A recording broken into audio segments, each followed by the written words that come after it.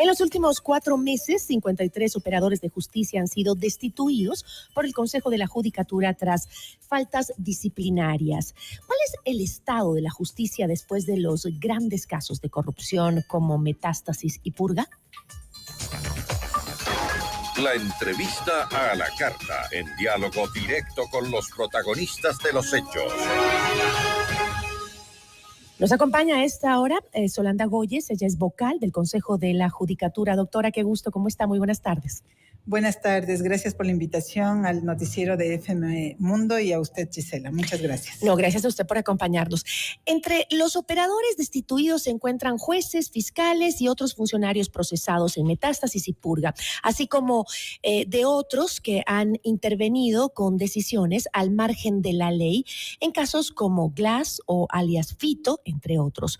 Cuando los operadores de justicia, doctora, son involucrados en casos de corrupción, ¿son inmediatamente destituidos por el Consejo de la Judicatura o hay funcionarios que continúan sus labores a pesar de estar procesados penalmente?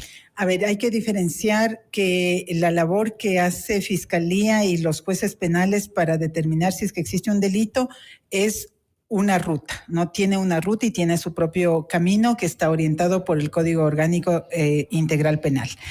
Y en cambio el Consejo de la Judicatura tiene un objetivo distinto, porque allí lo que se tiene que determinar en lo anterior en materia penal, si existe o no delito y sancionar penalmente. Pero en cambio, nosotros como Consejo de la Judicatura tenemos la facultad y la obligación de trabajar por la transparencia en la función judicial y dentro de ello tenemos la facultad de hacer control disciplinario. Entonces, esta ruta que es la de analizar la situación del operador de justicia en sus actuaciones como funcionario es la que nos permite chequear desde la vía administrativa si está cumpliendo y si es que no se enmarca dentro de si está cumpliendo sus obligaciones y si es que por inconductas se enmarca o no dentro de una falta disciplinaria. Entonces, en estos casos específicos, al conocer los casos Metástasis, Purga, lo que se hizo es primero suspender a los operadores de justicia para retirarlos de manera inmediata del ejercicio de su función como jueces, como fiscales, secretarios en las unidades judiciales y luego de hacer esa suspensión, que es una suspensión de carácter temporal, a la par se dio inicio a los procesos disciplinarios. La ley nos obliga a seguir un proceso disciplinario donde hay que garantizar también que pueda comparecer y defenderse el funcionario judicial y luego de ello se determina si es que se encuentra que tiene responsabilidad y ha incurrido en la falta disciplinaria, pues ahí se puede decidir. En el caso de Metástasis y Purga, nosotros iniciamos por una falta disciplinaria que determina que un juez, un fiscal puede perder uno de los principios básicos del ser funcionario, que es la imparcialidad, por haber estado en relación y con con estas redes, ¿no?, que están relacionadas con el narcotráfico, con el crimen organizado y a cuyo cambio han recibido favores, y eso es el elemento constitutivo para decir incurrió en la falta disciplinaria y por lo tanto ha derivado en la mayoría de casos ya en destitución. Pues nosotros tenemos por estos casos Purga y Plaga en este momento 16 operadores de justicia que han sido destituidos, ¿no?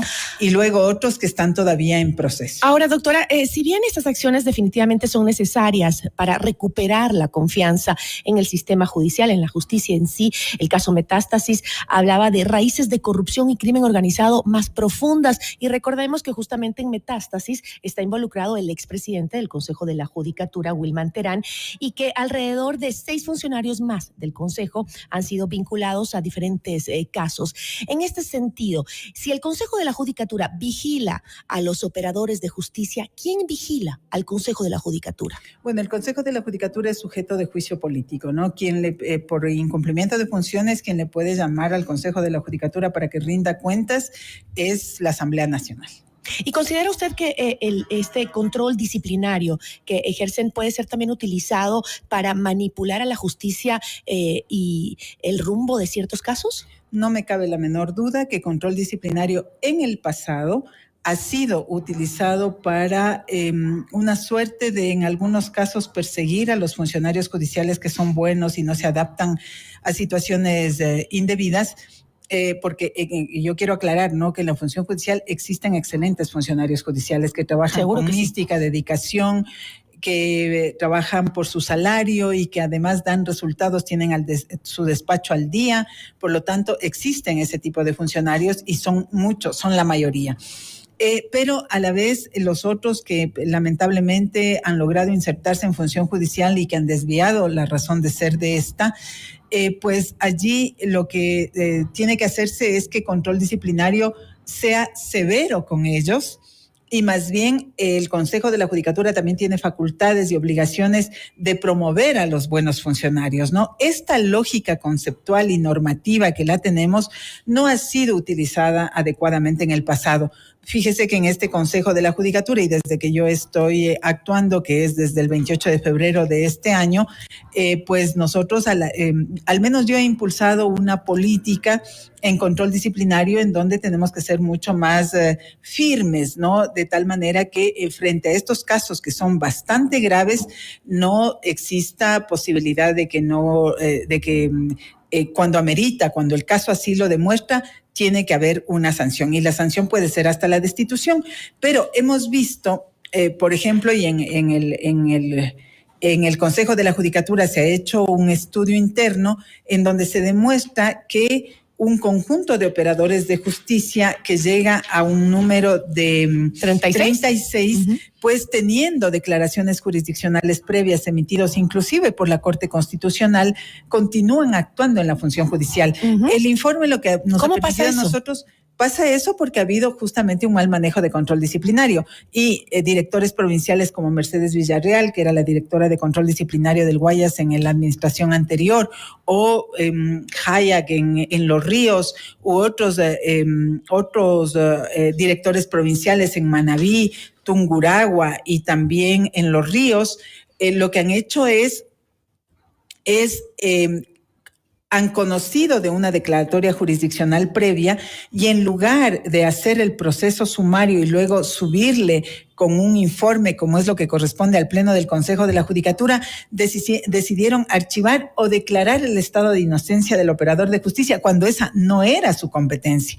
Entonces, yo he planteado frente a esto es que tiene que declararse la nulidad de esos procesos, e incluso tiene que iniciarse, hasta por los operadores de justicia que siguen actuando, procesos disciplinarios por esta conducta. Hay una nueva conducta en la que han incurrido, que es, por ejemplo, no poner en conocimiento del Pleno del Consejo de la Judicatura estas situaciones irregulares, sino que en silencio se han beneficiado con el objeto de que nosotros podamos analizar, revisar esos procesos y tomar las decisiones. Pero es el Pleno del Consejo de la Judicatura la única instancia que puede decidir sobre las faltas graves o faltas gravísimas. Cuando tiene que ver con destitución, que es una de la máxima sanción que existe con la falta gravísima, eso solamente tiene potestad del Pleno del Consejo de la Judicatura. Pero entonces se tendría que volver a empezar este trámite con estos jueces que incurrieron en estos faltas disciplinarias, ¿no? A mi manera de ver, tenemos que hacer dos acciones. Uno, declarar la nulidad de estos procesos en donde se les archivó sin que exista razón. Y en segundo lugar, tenemos que iniciarles por otra falta disciplinaria, que fue estos jueces y estos directores provinciales no pusieron en conocimiento del Consejo de la Judicatura de estas situaciones irregulares, y eso también es una falta gravísima. Ahora, de estos 36 funcionarios que debieron ser objeto de control y no lo fueron y siguen trabajando, 31 son jueces y juezas, 5 son fiscales en contra de quienes se dictaron declaratorias jurisdiccionales previas por error inexcusable y manifiesta negligencia, es decir, otros jueces superiores, sean de Corte Provincial, Corte Nacional e inclusive Corte Constitucional, determinaron que actuaron mal en su gestión jurisdiccional, lo cual constituye una infracción gravísima que tiene como consecuencia la destitución. Pero estos son los que siguen trabajando, ¿no es así? Así es, así es. Ahora, ¿qué pasa en el caso, por ejemplo, ahora se empieza de nuevo el proceso contra estas mismas personas y se los retira?